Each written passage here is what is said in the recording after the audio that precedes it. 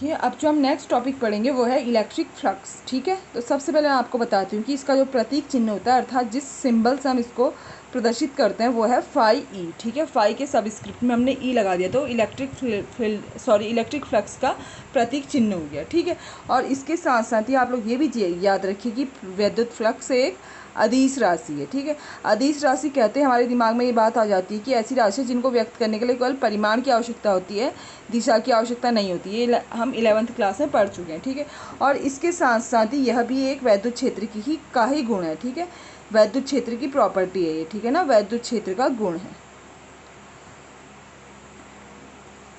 ठीक है ना। तो देखिए, अगर यहाँ पे वैद्युत क्षेत्र आया तो देखिए वैद्युत क्षेत्र क्या होता है, किसी भी आवेश के चारों ओर का वह क्षेत्र जहाँ पर किसी धन परीक्षण आवेश को लाने पर उसमें आकर्षण अथवा प्रतिकर्षण का बल कार्य करता है। ठीक है, तो उसे हम वैद्युत क्षेत्र कहते हैं, और वैद्युत क्षेत्र को हम वैद्युत बल रेखाओं के द्वारा प्रदर्शित करते हैं। ठीक है, और जिन स्थानों पर बल रेखाएं परस्पर पास पास होती हैं, तो उन स्थानों पर जो वैद्युत क्षेत्र होता है वह स्ट्रॉन्ग या प्रबल वैद्युत क्षेत्र होता है। और इसके साथ साथ ही अगर वैद्युत बल रेखाएं परस्पर दूर दूर हो, तो वहाँ पर जो वैद्युत क्षेत्र होता है वो दुर्बल या वीक वैद्युत क्षेत्र होता है। ठीक है, तो ये चीज़ें मैं आप लोगों को यहाँ पे बताऊँ कि जो आप पढ़ चुके हैं उसको भी रिवाइज करते रहेगा, क्योंकि अगर आप लोग को वो चीज़ें याद रहेगी तो आगे के कॉन्सेप्ट समझने में आपको आसानी होगी। ठीक है, और उसके साथ साथ ही चीज़ों को इमेजिन सोचिए उसके बारे में कि आखिर हो क्या रहा है। ठीक है, तो अब हम वैद्युत फ्लक्स को परिभाषित करते हैं। ठीक है, तो सुनिएगा ध्यान से कि वैद्युत क्षेत्र में स्थित किसी काल्पनिक पृष्ठ, ठीक है, काल्पनिक मतलब कि यहाँ पे भी हमको फिर से इमेजिन करना है। ठीक है, किसी काल्पनिक पृष्ठ पर वैद्युत फ्लक्स उस पृष्ठ से होकर गुजरने वाली, ठीक है, वो जो हम काल्पनिक पृष्ठ इमेजिन करेंगे वैद्युत क्षेत्र में, तो उस पृष्ठ से गुजरने वाली बल रेखाओं की संख्या की माप है। ठीक है, इसको पहले लिखती हूँ, उसके बाद मैं आपको एक्सप्लेन करती हूँ। ठीक है, तो देखिए, वैद्युत क्षेत्र में स्थित किसी काल्पनिक पृष्ठ पर वैद्युत फ्लक्स उस पृष्ठ से होकर गुजरने वाली वैद्युत बल रेखाओं की संख्या की माप है। ठीक है, अब इसको एक्सप्लेन करने में भी या इसको समझने में भी आप लोग की थोड़ी सी हेल्प करती हूँ कि आप लोग इसको इमेजिन कर सकें।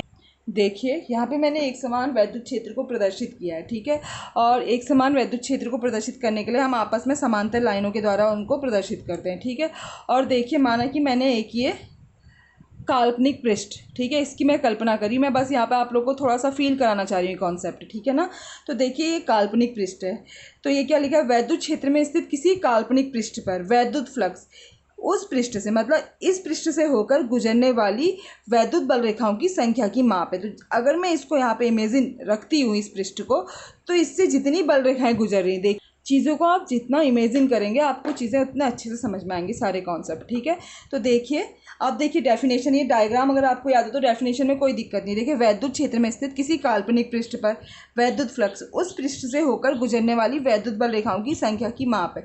तो अगर मैं यहाँ पर वैद्युत फ्लक्स लिखूँ तो देखिए फाई ई का मान क्या हो जाएगा, इस पृष्ठ से कितनी बल रेखाएं गुजर रही हैं, ये वाली लाइन और ये वाली लाइन तो बाहर है, लेकिन ये वाली लाइन है इससे पार निकल जा रही है, तो फाई ई इक्वल टू कितना हो जाएगा, देखिए 1 2 3।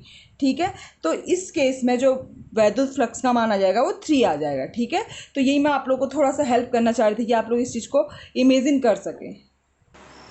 तो देखिए, अब हम देखेंगे कि जो वैद्युत फ्लक्स है वो किस किस बात पर निर्भर करता है। ठीक है, देखिए, तो अब हम देखेंगे कि वैद्युत फ्लक्स किन किन कारकों पर निर्भर करते हैं। ठीक है, तो देखिए, सबसे पहले मैं आपको बताऊं कि वैद्युत फ्लक्स वैद्युत क्षेत्र की तीव्रता पर, मतलब वैद्युत क्षेत्र पर निर्भर करता है। ठीक है, देखिए, तो सबसे पहला जो कारक है वो है वैद्युत क्षेत्र। ठीक है, अर्थात वैद्युत क्षेत्र प्रबल है या निर्बल या दुर्बल। ठीक है, इस पे डिपेंड करता है। अब देखिए कैसे डिपेंड करता है।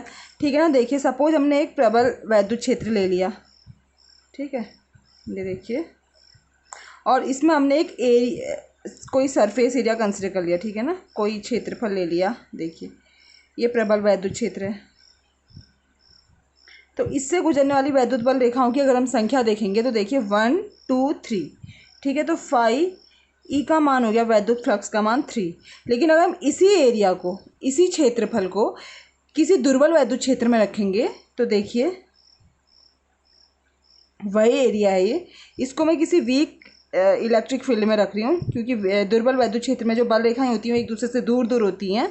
देखिए, तो इसमें अगर हम वैद्युत फ्लक्स देखेंगे तो इस सरफेस एरिया या इस एरिया से केवल एक ही बल रेखा पास हो रही है, इस काल्पनिक जो एरिया मैंने कंसिडर किया है, तो यहाँ पर जो फ्लक्स हो जाएगा फाई इक्वल टू 1 हो जाएगा। ठीक है, तो इसका मतलब अगर वैद्युत क्षेत्र प्रबल है तो वैद्युत फ्लक्स का मान बढ़ रहा है, और अगर वैद्युत क्षेत्र दुर्बल है तो वैद्युत फ्लक्स का मान घट रहा है। इसका मतलब फाई ई डायरेक्टली प्रोपोर्शनल है ई के, ठीक है, इलेक्ट्रिक फील्ड के।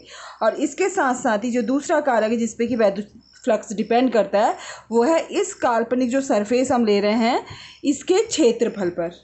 देखिए दूसरा कारक है काल्पनिक पृष्ठ के क्षेत्रफल पर, ठीक है, मतलब एरिया पे डिपेंड करता है। देखिए जैसे मैंने जो काल्पनिक पृष्ठ लिया था इसको मैं यहीं पे समझाती हूँ। अगर मैं इसका एरिया इंक्रीज़ कर दूँ, देखिए अगर मैं इसका एरिया बढ़ा दूँगी, मैं रेड कलर से इसको इंक्रीज़ कर रही हूँ, देखिए तो इससे नंबर ऑफ़ लाइन जो पास हो रही हैं वैद्युत बल रेखाएं, देखिए 1 2, अब ये रेड वाले में देखिएगा 1 2 3 4, ठीक है, और 5। तो अभी जो वैद्युत फ्लक्स हो जाएगा ये हो जाएगा 5, ठीक है। तो अगर मैंने एरिया इंक्रीज़ कर दिया तो वैद्युत फ्लक्स का मान बढ़ गया, और अगर मैं एरिया डिक्रीज कर देती हूँ, देखिए इसको मैंने घटा दिया, देखिए इस तरीके से, तो ये देखिए ये वाला एरिया अगर मैंने घटा दिया, ये वाला जो मैं इसको क्रॉस कर दिया, तो अभी जो वैद्युत फ्लक्स होगा ये क्या हो जाएगा, केवल एक बल रेखा पास हो रही है तो 1, ठीक है। तो देखिए अगर मैं एरिया बढ़ा रही हूँ तो वैद्युत फ्लक्स बढ़ रहा है, और अगर मैं एरिया घटा रही हूँ तो वैद्युत फ्लक्स घट रहा है, ठीक है। इसका मतलब जो ये हमारा वैद्युत फ्लक्स है ये डायरेक्टली प्रोपोर्शनल है एरिया के, क्षेत्रफल के भी, ठीक है।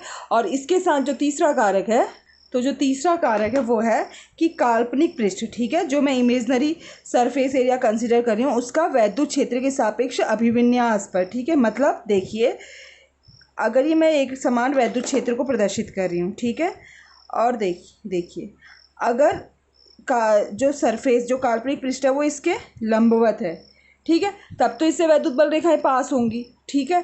तो इस केस में तो देखिए अगर मैं इनको आगे बढ़ाऊँगी, ये देखिए इस पृष्ठ से वैद्युत बल रेखाएं पास हो रही हैं, ठीक है। तो इसमें जो वैद्युत फ्लक्स होगा फाई इक्वल टू 2 हो जाएगा, ठीक है, या 3 हो जाएगा, देखिए 3 बल रेखाएं पास हो रही है ना। लेकिन अगर मैं इसी एरिया को इसके समांतर कर दूं, ठीक है, मतलब जिस तरीके से वैद्युत क्षेत्र है मेरे पास, देखिए इसमें समझिए आप लोग, देखिए अभी जो एरिया है वो इसके लंबवत है, ठीक है, या फिर मैं इसको एरिया एक सदिश राशि और इसका जो दिशा होती है वो क्या होती है, इस एरिया के लंबवत खींचे गए अभिलंब की ओर ना, देखिए तो मतलब जो वैद्युत बल रेखाएं हैं और इस एरिया पे जो अभिलंब है वो उनके बीच का एंगल 0 डिग्री है। अभी मैं आपको जब फॉर्मूला बताऊंगी उसके बाद आप लोग को अच्छे से समझ में आ जाएगा, ठीक है।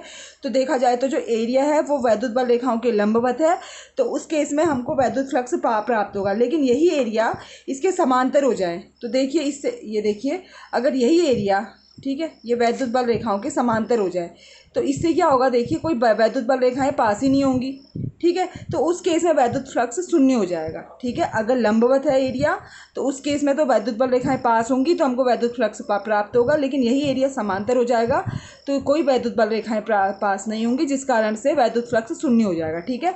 तो इस तरीके से जो तीसरा कारक है जिसपे कि वैद्युत फ्लक्स डिपेंड करता है वो है कि काल्पनिक पृष्ठ के वैद्युत क्षेत्र के सापेक्ष अभिविन्यास या ओरिएंटेशन में, ठीक है।